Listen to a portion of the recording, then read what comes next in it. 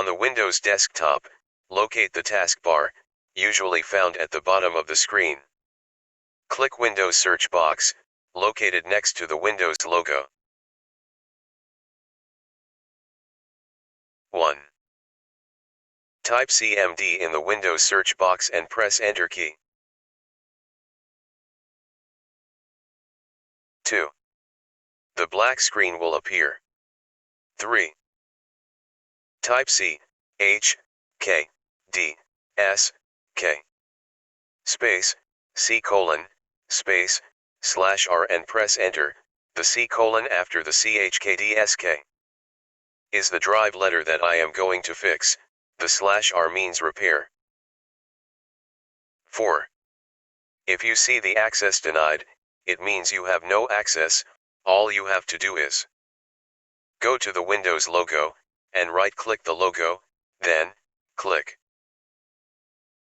Windows PowerShell, Admin. 5. Then blue screen will appear. Type C, H, K, D, S, K. Space, C:, space /R, and press Enter. Just follow what command I type. 6. Then there's a warning. It says CHKDSK cannot run because the volume is in use by another process. Would you like to schedule this volume to be checked the next time the system restarts?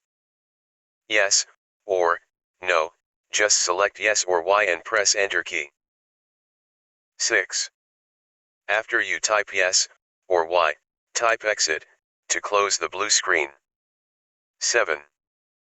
Close all application and restart your computer.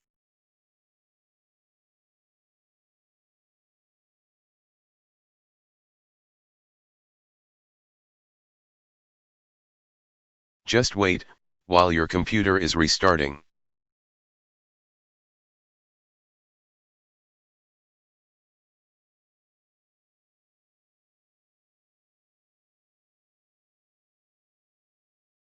CHKDSK, or check disk, is now starting.